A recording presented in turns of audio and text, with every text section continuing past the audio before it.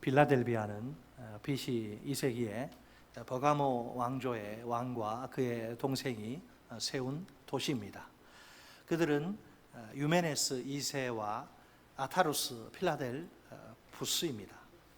빌라델비아라는 이름은 두 형제 사이의 그 아름다운 사랑을 기념하기 위해서 붙여집니다. 이 도시는 비옥한 땅으로 유명합니다. 하지만 AD 17년에 사대를 강타한 지진이 이 도시에까지 큰 영향을 미칩니다. 건물들 가운데 멀쩡하게 서 있는 건물이 별로 없을 정도입니다. 7절 보면 예수님은 거룩하고 진실하사 다윗의 열쇠를 가지신 이이십니다. 곧 열면 닫을 사람이 없고 닫으면 열 사람이 없는 분이십니다. 다윗의 열쇠가 뭘까요? 하늘과 땅에 미치는 예수님의 통치와 권위를 상징합니다. 즉 메시아 왕국에 대한 출입 허가 권한이 예수님께 있습니다. 예수님이 너는 천국에 들어와, 너는 안 돼, 나가. 이 권한을 우리 주님이 갖고 있다, 그 말이에요. 이것은 다른 말로 하면 구원과 심판에 대한 권세입니다. 8절에 따르면 예수님은 내가 내 행위를 안다고 말씀하십니다. 우리 주님이 행위의 삶에 관심이 참 많으세요. 내 행위는 뭐죠? 작은 능력을 가지고서도 예수님의 말씀에 순종한 것입니다. 빌라델비아 교회 규모와 영향력이 크지 않다는 걸 짐작할 수 있습니다. 세상 사람들이 주목할 만한 그런 무슨 특징이 별로 없는 아주 평범한 그런 교회예요. 그런데도 예수님의 말씀을 신실하게 지킵니다. 예수님의 이름을 배반하지 않습니다. 예수님은 이 빌라델비아 교회 앞에 열린 문, 곧 열려있는 문을 두십니다. 이 완료 시제인데요. 다시 말해서 열려있는 상태로 고정된 문, 아무도 닫을 수 없는 문입니다. 자, 이게 의미가 있죠. 왜 이런 일을 하시는가? 빌라델비아 교회는 정치적, 사회적, 신학적으로 많은 고난을 받습니다. 자칭 유대인이라 하는 자들이 문제입니다. 먼저 정치 사회적 측면에서 그들은 자신들을 그리스도인들과 철저히 구분합니다. 로마 제국에서 자기들은 여러 가지 혜택들과 보호를 누리지요. 그러나 그 모든 좋은 것들을 그리스도인들이 전혀 받지 못하도록 합니다. 신학적 측면에서는 자기들만이 진정한 하나님의 백성이라 생각합니다. 그리스도인들은 단지 이방인, 이교도일 뿐입니다. 그래서 그리스도인들은 사회와 동족으로부터, 유대인들로부터 철저히 소외됩니다. 온갖 사회적 불이익 속에서 하루하루 불안정한 삶을 살게 됩니다. 그러다 보니 열려있는 문은 어떤가요? 그리스도인들에게 상당한 위로가 됩니다. 누가 뭐라 해도 그리스도인들은 그리스도로부터 이미 용납받은, 그리스도께 용납받은 자들이란 거죠. 반면에 자칭 유대인들은 이 문에, 주님이 열어놓으신 이 문에 절대로 들어올 수 없는 자들입니다. 천국에 들어올 수 없는 자들이. 자, 빌라델비아 교회 성도들은 유대인들의 그 굳게 닫힌, 주님은 열려있는 문을 마련하셨는데 유대인들은 닫아버렸어요. 회당의 문을 닫아버렸습니다. 그래서 굳게 닫힌 회당의 문으로부터 소외됩니다. 아무도 그들을 회당의 정식 멤버로 받아들이지 않아요. 그들은 단지 이방인, 완전한 이방인일 뿐입니다. 자기들하고는 이게 함께 할 수 없는.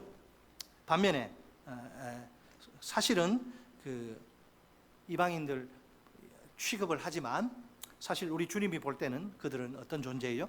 열려있는 문을 통해 하나님 나라로 들어가는 그분의 참된 백성입니다. 자, 그러면 빌라델비아 교회가 예수님께 칭찬받은 비결은 무엇일까요? 9절 하반절 보세요. 9절 하반절에 가면 빌라델비아 교회를 향한 예수님의 사랑입니다. 맨 마지막에 9절에 내가 너를 사랑하는 줄을 알게 하리라. 몰라요. 빌라델비아 교회를 얼마나 우리 주님이 사랑하시는지를 몰라요. 이 자칭 유대인들이. 그래서 그걸 알게 하겠다. 내가 너희를 얼마나 귀하게 여기고 소중하게 여기고 사랑하는지 그들로 알게 하겠다. 공동체 상황이 어렵다고 예수님의 말씀을 지킬 수 없는 건 아닙니다. 공동체 겉모습이 별볼일 없고 초라하다고 예수님의 이름을 부인할 수밖에 없는 것도 아닙니다. 공동체를 향한 예수님의 사랑만 확실히 붙들고 있으면 됩니다. 하나님이 우리 공동체를 얼마나 귀하게 여기고 사람들 눈에는 별볼일 없고 문제투성이고 허술하고 이게 왜 이러냐, 우리 회사는 아니는데 교회는 왜 이러냐, 몰라도 공동체를 하나님이 얼마나, 자기 몸이기 때문에 공동체를 향한 예수님의 사랑만 확실히 붙들고 있으면 됩니다. 예수님의 사랑은 그분의 말씀을 굳게 지키도록 이끄는 강력한 원동력이에요. 예수님의 이름을 부인하지 않도록 만드는 놀라운 비결입니다. 주님이 우리 교회를 우리 얼마나 사랑하시는가, 그것을 아는 것이 중요해요. 주님이 뭐라 그래요? 모르기 때문에 알게 하겠다는 거예요. 보통 우리는 지난 시간에도 말씀드렸지만 공동체의, 교회의 외적인 환경이나 능력에 관심이 많습니다. 그게 나쁜 건 아니지만 환경이 좋고 능력이 좀 뛰어나면 아무 문제가 없다고 말합니다. 얼마든지 주님이 기뻐하시는 큰 일을 많이 할 수 있다고 이야기합니다. 교회 입지 조건은 어떤가? 인구 밀집 지역인 아파트촌인가? 경제적으로 여유가 많은 사람들이 모인 주택가인가? 교회 자체 건물은 얼마나 많은 사람들을 수용할 수 있는 규모인가? 교육관이나 도서관이나 체육관이나 주차장이나 카페와 같은 이 부속 건물은 충분히 준비되어 있는가? 이렇게 환경이나 능력만 잘 갖추면 얼마든지 예수님께 칭찬받을 거라 생각합니다. 불편한 진실이지만 전혀 그렇지 않습니다. 아무 상관없어요. 그거하고는. 교회의 겉모습이 아름다운 행위를 보장하지 못합니다. 속으면 안 돼요. 아름다운 행위는 외형적인 것들에 달려있지 않습니다. 빌라델비아 교회 성도들을 향한 예수님의 사랑을 생각해 보세요. 이것은 이스라엘 백성을 향한 하나님의 사랑을 떠올리게 합니다. 이사야 43장 4절 상반절 말씀입니다. 같이 읽어볼까요? 시작. 내가 내 눈에 보배롭고 존귀하며 내가 너를 사랑하였은즉. 아멘. 이스라엘 민족 정말 형편없거든요. 정말 별 볼일 없어요. 이스라엘 민족보다 자질 측면에서 뛰어난 민족들이 얼마나 많은데, 근데 그렇게 볼품없는 이스라엘, 네가 내 눈에, 적어도 내 눈에 너는 보배롭고 존귀하기 때문에 내가 너를 사랑한다. 우리 하나님은 어제나 오늘이나 영원토록 동일하십니다. 이랬다 저랬다 변덕이 죽을 듯하고 이런 거 없어요. 사람이나 우리 같은 사람이나 그렇지, 항상 동일하십니다.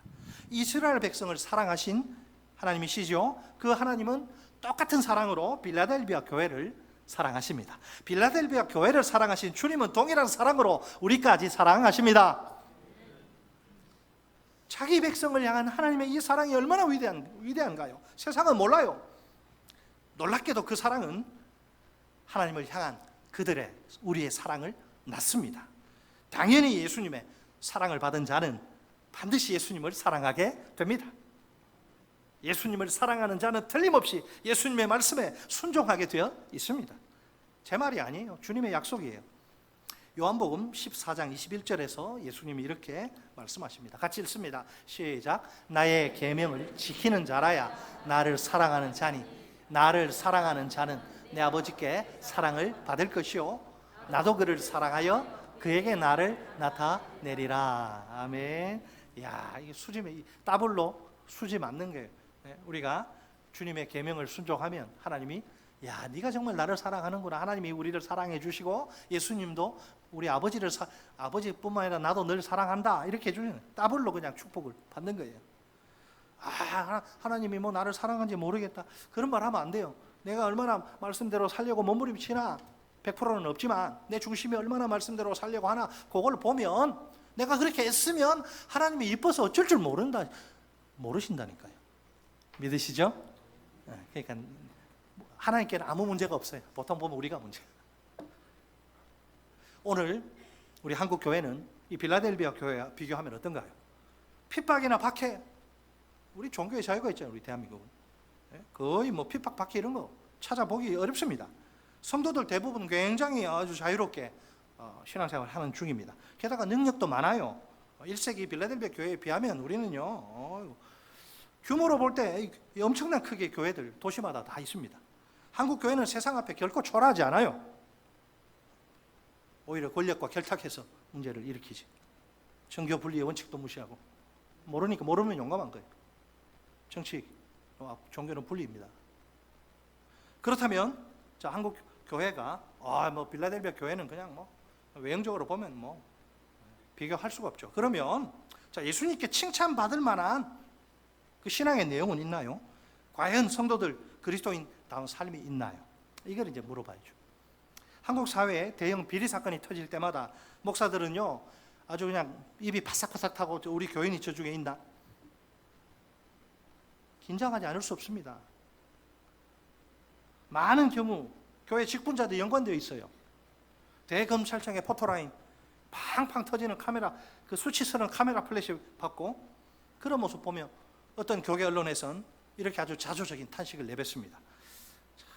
대형 비리 한복판에 한국 교회가 서 있다. 교회를 떠나는 청년들의 목소리는 더욱 직설적입니다. 외국 사람들이 우리나라에 와서 기독교인들 기도하는 모습을 보고 깜짝 놀란다고 한다. 기독교인들이 열심히 울면서 소리치며 기도하는 모습을 보기 때문이다. 그러고는 또 한 번 더 놀란다고 한다. 그 이유는 열심히 기도하는 만큼 생활 속에서 실천하지 않는다는 것이다. 그런 것이 성경에서 말하는 크리스천의 삶이라면 교회 가고 싶지 않다. 빌라델비아 교회 성도들의 삶과 한국교회 성도들 삶 사이에 차이가 존재하죠. 안타깝지만 근본적인 이유는 무엇일까요? 그들을 향한 하나님의 사랑과 우리를 향한 하나님의 사랑에 뭐 차이가 있어서일까요? 하나님의 사랑에는 아무런 차이가 없습니다. 문제는 하나님의 사랑에 대한 확신의 차이. 따라서 하십니다. 하나님의 사랑에 대한 확신의 차이. 내가 하나님이 나를 얼마나 사랑하시는가, 교회를 얼마나 사랑하시는가 진하게 느끼는 사람이 있는가 하면 교회 다니고 직분받아 일하지만은 전혀 뭐 십자가를 봐도 마음이 전혀 맹숭맹숭하고 확신이 없어.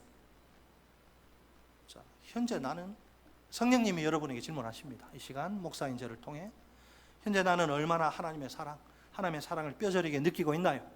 얼마나 하나님의 사랑을 내 영혼으로 중심으로 확신하고 있나요? 사도 바울의 확신이 오늘 내게 있나요? 자, 우리 같이 바울처럼 우리 같이 읽습니다. 시작. 내가 확신하노니 사망이나 생명이나 천사들이나 권세자들이나 현재 일이나 장래 일이나 능력이나 높음이나 깊음이나 다른 어떤 피조물이라도 우리를 우리 주 그리스도 예수 안에 있는 하나님의 사랑에서 끊을 수 없으리라. 아멘.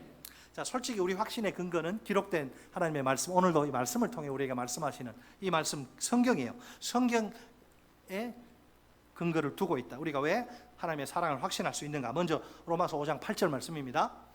같이 읽습니다. 시작. 우리가 아직 죄인 되었을 때에 그리스도께서 우리를 위하여 죽으심으로 하나님께서 우리에 대한 자기의 사랑을 확증하셨느니라. 아멘. 자, 화면 멈추고 우리 대신에 자기 이름을 넣어서 우리 한번 해보겠습니다. 자기 이름 우리 엉뚱한 데 넣으면 안 돼요. 그리스도에다가 자기 이름 넣으면 안 되고 우리의 내 이름 넣어서 시작. 김상준이 아직 죄인 되었을 때에 그리스도께서 김상준을 위하여 죽으심으로 하나님께서 김상준에 대한 자기의 사랑을 확증하셨느니라. 아멘. 우리 이래봐도 우리가 보통 사람이 아니에요. 우리가 만왕의 왕이신 하나님이 얼마나 귀하게 여기면 자기 아들을 나를 살리려고 죽이시겠습니까? 요한일서 4장 10절 말씀도 있습니다. 같이 시작. 사랑은 여기 있으니 우리가 하나님을 사랑하는 것이 아니요 하나님이 우리를 사랑하사 우리 죄를 속하기 위하여 화목 제물로 그 아들을 보내셨습니다. 아멘.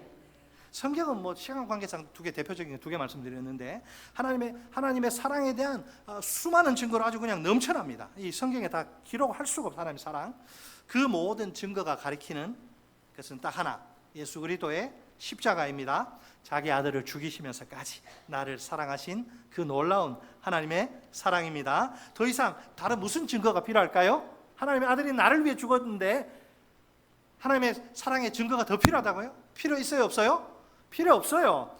놀라운 사랑 찬양하리라. 우리를 위해 생명 주셨네. 놀라운 사랑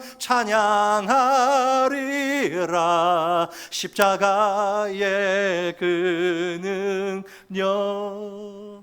아멘. 오늘 우리는 환경의 어려움 앞에서 주저앉고 싶을 때가 많아요. 저도 그래요. 주저앉고 싶을 때가 많습니다. 내 환경이 이렇게 나쁩니다, 목사님. 그러니까 예수님의 말씀에 순종하기 힘들어요. 내게 능력이 정말 부족합니다. 그래서 믿음 지키기가 어려워요. 나보고 어쩌라고요. 하지만 빌라델비아 교회 성도들을 보면 이런 말이 통할까요? 통하지 않아요. 우리보다 훨씬 힘들거든요, 그분들의 삶이. 문제는 환경의 어려움이나 능력의 부족이 아니라 주님을 향한 내 사랑입니다. 예수님만 진정으로 사랑한다면 어떤 것도 문제가 아닙니다.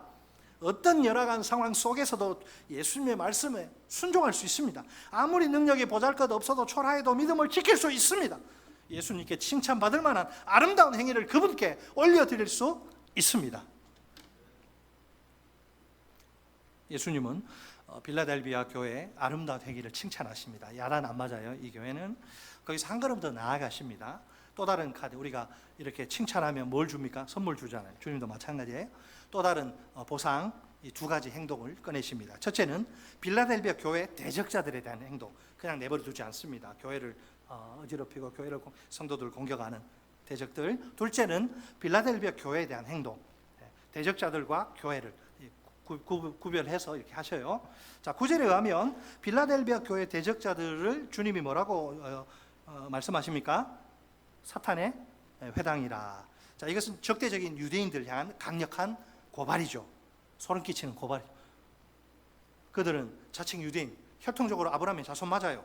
근데 사실은 아니란 거죠. 주님이 단지 거짓말을 일삼는 거짓말쟁이 사탄의 회당일 뿐이라. 이건 제 말이 아니라 주님의 말입니다.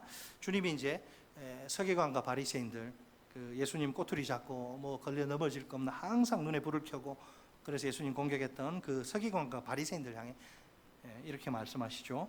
너희는 너희 아비 마귀에게서 났으니 너희 아비의 욕심대로 너희도 행하고자 하느니라. 그는 처음부터 살인한 자요, 진리가 그 속에 없으므로 진리에 서지 못하고 거짓을 말할 때마다 제 것으로 말하나니 이는 그가 거짓말쟁이요 거짓의 아비가 되었습니다. 무서운 말이죠. 예수를 대적하고 진리를 대적하고 몸된 교회를 대적하고 그 아비가 사탄이라 그러잖아요. 이건 뭐 더 말하고 싶지도 않아요. 저는 장차 예수님은 어떻게 그 대적들을 어떻게 손을 보십니까? 빌라델비아 교회 발 앞에 엎드리게 할 것이 좀 이상하죠. 여러분, 누구 발 앞에 엎드린다, 그게 무슨 의미죠? 상징적 의미죠. 패배, 복종, 경배를 가리킵니다. 패배하고 할 때 머리 숙이고, 복종할 때 또 엎드리고, 경배할 때 무릎 꿇고 엎드리죠. 결국 그들은 예수님이 빌라델비아 교회를 사랑하신다는 걸 알게 될 것입니다. 주님이 그토록 사랑하는 그 사람들을 못 살게 군 거예요. 그동안 예수님의 사랑을 의심하도록 온갖 몹쓸 짓을 저지른 게 틀림없습니다. 그러나 이제 그들의 모든 시도는 수포로 끝나고 말 것입니다. 통쾌하게도 예수님은 마침내 그들이 잘못되었다, 틀렸다는 사실을 밝히실 것입니다. 빌라델비아 교회 성도들 향한 예수님의 사랑은 변함이 없습니다. 이제 10절에서 예수님은 빌라델비아 교회에게 보상을 약속하시는데 10절 한번 우리 읽어볼까요? 시작. 네가 나의 인내의 말씀을 지켰은즉 내가 또한 너를 지켜 시험의 때를 면하게 하리니 이는 장차 온 세상에 임하여 땅에 거하는 자들을 시험할 때라. 아멘. 그냥 네가 나의 말씀을 지켰어, 이래도 이해가 되는데 인내의 말씀이라 그랬죠? 여러분 뭘 알 수 있습니까? 말씀을 지키는 게 쉽지 않아요. 그냥 가만히 있으면 되는 게 아닙니다. 인내가 필요해요. 원래 예수님의 말씀에 순종하는 건 자기를 부인하는 거잖아요. 자기 뜻을 꺾는 거예요. 자기가 죽는 거잖아요. 내가 살아있고 내가 내 생각이 뚜렷하면 주님의 뜻이라고 해도 그걸 순종하기 쉽지 않아요. 예수님의 말씀에 순종하는 것은요, 상당한 인내를 이게 요구합니다. 주님이 그러잖아요. 인내 말씀을 지켰구나. 이 힘든 일을 네가 했구나. 8절 하반절 말씀에 보면 인내의 말씀을 지켰다는 의미가 거기 이렇게 되어 있어요. 네가 작은 능력을 가지고서도 내 말을 지키며 내 이름을 배반하지 아니하였도다. 아멘. 자, 10절 하반절에 가면 예수님은 내가 너를 지키겠다. 네가 내 말씀을 지켰네. 내가 너를 지키겠다 말씀하십니다. 10절 상반절에 지키다와 같은 단어인데 헬라어가, 자, 빌라델비아 교회 성도들이 예수님의 인내의 말씀을 지킵니다. 목숨 걸고 죽는 한이 있더라도 말씀을 지키죠. 예수님은 이런 빌라델비아 교회 성도들 기뻐하시고 지키십니다. 공통점은 지킨다는 행위죠. 교회 성도들은 주님의 말씀을 지키고 주님은 이런 이쁜 성도들을 지키시고, 빌라델비아 교회 성도들의 행위에 대한 예수님의 반응을 주목하세요.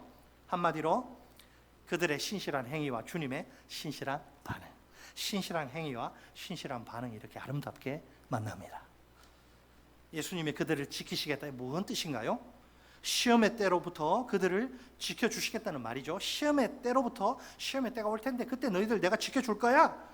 이 시험이 보통 때가 아니에요. 여기 보니까 장차 온 세상에 임하여 땅에 거하는 자들을 시험할 때입니다. 온 세상에 임한다, 아무도 못 빠져나가는 시험의 전 우주적인 성격을 가리키죠. 땅에 거하는 자들은 계시록에서 이 특정한 단어입니다. 이건 사탄에 속한 자들을 항상 땅에 거하는 자들이라고 요한이 이야기합니다. 자, 그렇다면 이 시험의 때는 뭐예요? 사탄에게 속한 자들을 향한 심판의 때. 사탄에 속한 자들이 막 까불고 이게 그 교회를 공격하고 이 빌라델비아 교회 성도들을 막 괴롭히고 이렇게 했는데 이제 손을 보시는 거예요. 가만히 안 놔둡니다. 그 심판 때가 이제 오는데, 자, 믿지 않는 자들에겐 세상의 종말 직전에 임할 심판의 때입니다. 정반대로 믿는 자들에겐 구원의 때, 구속의 때입니다. 해방의 때죠, 완전한. 자, 시험의 때를 면하게 해주겠다, 면제해주겠다, 너 빼주겠다. 어떤 의미일까요? 온 세상에 임할 최후의 심판 때 그들을 확실하게 보호해 주시겠다는 약속입니다. 그들은 예수님의 보호 속에서 완전한 안전을 누릴 수 있습니다. 다 시험 받아서 막 나자빠지고 막 고통 가운데 죽는데 하나님의 백성들은 안전히 평화를 누리죠. 자, 모든 시 여러분 절대 교회에 대해서 함부로 여러분 그런 일 없지만은 개중에 다른 교회 보면 자기 교회 욕하고 담임 목사 욕하고 너무 안타까워요. 그래서 하지 말라 그래요. 그런 분. 여러분, 이 교회가 세상의 눈에 어떻게 보이고 또 우리 눈에 어떻게 보일지 몰라도 교회는 주님의 몸이에요. 주님의 몸을 함부로 공격하면 되겠어요, 안 되겠어요? 안 되죠. 제가 왜 이런 말씀 드리냐면, 자, 이 빌라델비아 교회 보면 뭐 정말 초라. 우리 교회보다 훨씬 적겠죠. 그리고 막 환난과 핍박에 성도들 막 하루하루 신앙생활 하는 게 아니라 죽을 맛이 너무너무 힘든 거예요. 그런데도 믿음을 지키잖아요. 말씀을 지키고 예수 배반하지 않잖아요. 자, 이게 뭘 말하냐면 모든 시대 모든 교회를 향한 주님의 관심, 사랑, 여러분 이걸 우리가 기억해야 돼요. 함부로 교회를 판단하면 안 됩니다. 이 관심은, 사랑은 어떤 상황이나 환경 속에서 변함이 없습니다. 예수님의, 우리 주님이 특별히 우리 교회를, 우리를 볼 때 제일 관심은 뭐냐면 너 직장 어디 다니냐, 사업 뭐 어떻게 하냐, 연매출 얼마 되냐, 연봉 얼마냐. 아니에요. 예수님의 말씀을 지키는가. 너 교회지, 너 성도지, 말씀 지키니? 왜? 왜 그게 관심 있습니까? 예수님 말씀을 지켜야 내가 예수님 사랑하는 그게 증거 아닙니까? 예수님 말씀 안 지키면 내가 아무리 하나님 사랑한다 그러고 하면 다 거짓말 아니죠. 그러니까 예수님의 관심은 뭐라고요? 교회가, 오늘 성도가 예수님 말씀을 지키는가, 그게 관심이래요. 자, 이 예수님의 관심은 지상 명령 속에 분명히 표현됩니다. 지상 명령 속에, 그죠? 그분의 지상 명은 모든 민족을 제자로 만드는 것이죠.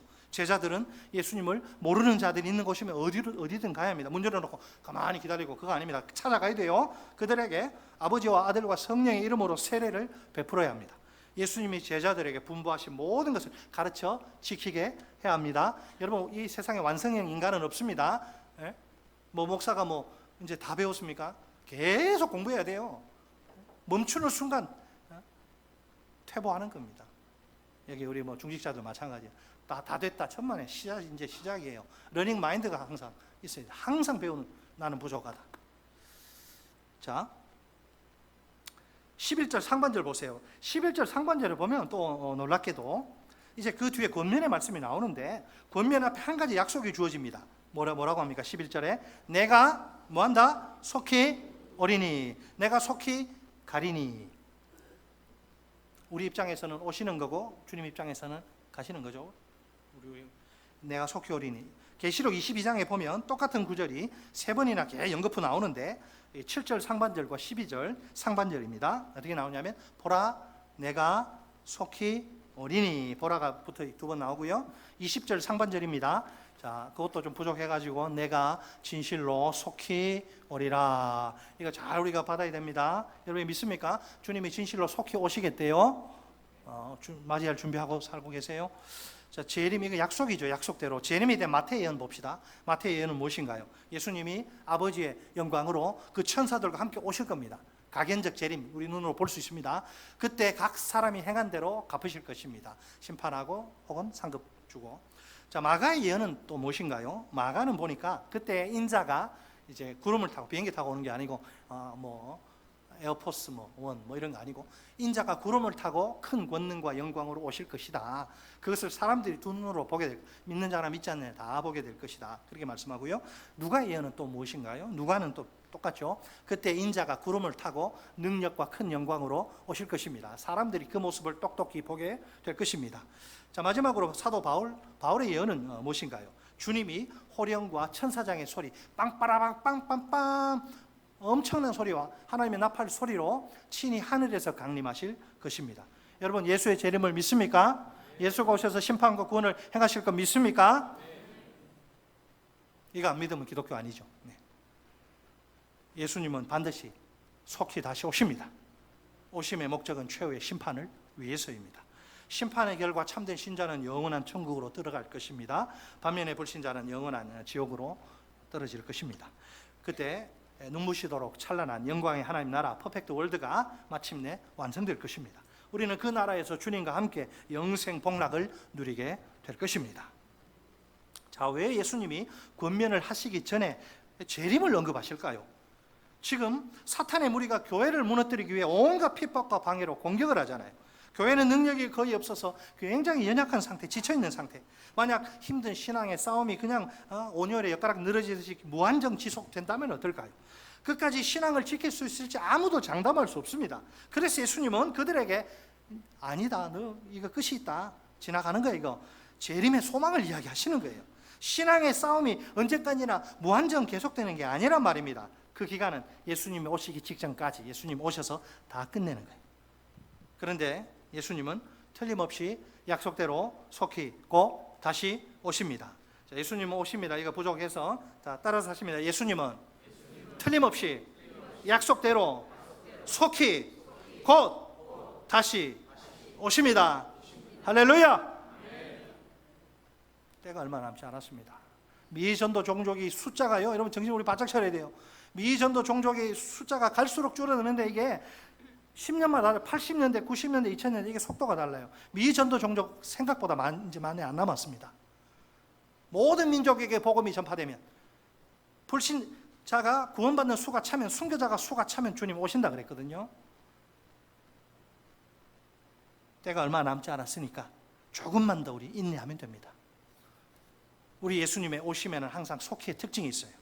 이것은 하나님 아버지의 마음에, 그 마음의 뜨거운 마음의 드라마틱한 극적인 표현입니다. 고난당하는 신실한 하나님의 자녀들을 볼 때 하나님의 마음이 너무너무 타는 거예요.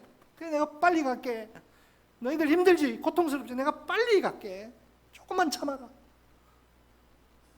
속히 오시면요, 막 사람들 겁주고 막 겁박해가지고 예수 믿게, 그런 거 아니에요. 이건 우리에게 너무 말할 수 없는 위로와 소망의 말씀입니다. 여러분, 이 땅에서 무슨 부귀영화를 누릴 거예요? 아니잖아요. 살아도 개똥밭에 굴러도 이승이 좋다. 그 불신자들이 하는 말이고, 우리는 영원한 천국을 바라보는 사람들. 이 땅에서 그 천국을 위해서 내가 하나님의 도구를 어떻게 쓰임 받을까? 그게 고민 아닙니까? 주의 영광을 위해서 먹든지 마시든지 뭘 하는지 다 하나님의 영광을 위해서.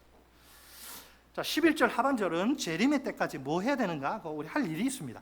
네가 가진 것을 굳게 잡으라. 네가 가지고 있지? 굳게 잡아. 뺏기지 마. 내가 가진 것은 뭐죠? 그들이 보던 예수님께 대한 신실한 태도, 작은 능력으로도 예수님 말씀을 지키고 그분의 이름을 배반하지 않은 태도 말입니다. 굳게 잡으라. 이런 태도를 계속 초지일관 유지해 끝까지.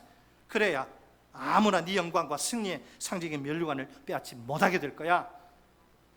자, 굳게 잡으라. 면류관은 이게 서로 밀접한 관계죠. 굳게 잡아야 할 이유는 승리해서 면류관 받기 위해서입니다. 아무나 네 면류관을 빼앗지 못하게 하라. 뭔 뜻입니까? 승리하지 못하게 하는 일이 없도록 하라 하는 거예요. 굳게 잡고 있다가 주변의 공격, 유혹에 굴복해서 잡은 것을 놓음으로 세상으로 가버리고 빠이빠이 세상 사랑해서 바울 배신하고 도망간 데마, 그렇게 하지 말라는 거예요. 또한 비록 작은 힘을 가졌으나 수고를 중단해서 안 된다는 의미예요. 가진 것을 굳게 잡고 신실하게 예수님의 말씀에 순종하는 수고 말입니다. 그 이유는 이런 수고는 영원히 지속되는 것이 아니기 때문입니다. 속히 임하시는 예수님의 오심의 때까지이기 때문입니다. 다시 한번 강조하는데, 우리 예수님은 곧 다시 오십니다. 우리 하루하루에 그냥 의미 없이 흘러가는 게 아니에요. 차곡차곡 쌓여서 이게 우리 인생이 됩니다. 그 인생을 들고 주님 앞에 우리가 서는 거죠. 우리 모두 각자 인생의 무대 위에 지금 서 있는 존재들입니다. 그러나 그 무대는 영원하지 않습니다. 언젠가는 반드시 끝나고야만은 한시적인 무대입니다.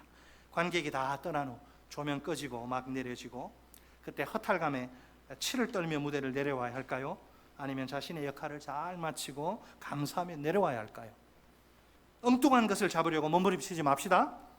자칫하다간 소중한 인생을 낭비할 위험이 있습니다. 사실 낭비해도 좋을 만큼 가벼운 허접한 인생이란 없습니다. 자, 우리가 어떤 경우에라도 열악한 환경 앞에서 주저앉지 맙시다. 능력의 부족을 또 심하게 탓하지도 맙시다. 예수님을 향한 사랑만 있으면 됩니다. 그 사랑이 우리의 진정한 능력입니다. 우리가 하나님 앞에 승리자로 서면 좋겠습니다. 우리에게 믿음의 인내가 필요합니다. 오로지 예수님의 말씀에만 집중합시다. 예수님의 말씀만 붙듭시다. 예수님이 다시 오시는 그날까지 신실한 순종으로 나아갑시다. 우리 모두 빌라델비아 교회 성도들처럼 예수님께 칭찬받는 아름다운 인생이 됩시다. 마지막으로 우리 다 함께 소망을 담아 이렇게 외쳐볼까요? 아름다운 사명교회요. 저 두 분이 안 하셨습니다. 아름다운 사명교회요.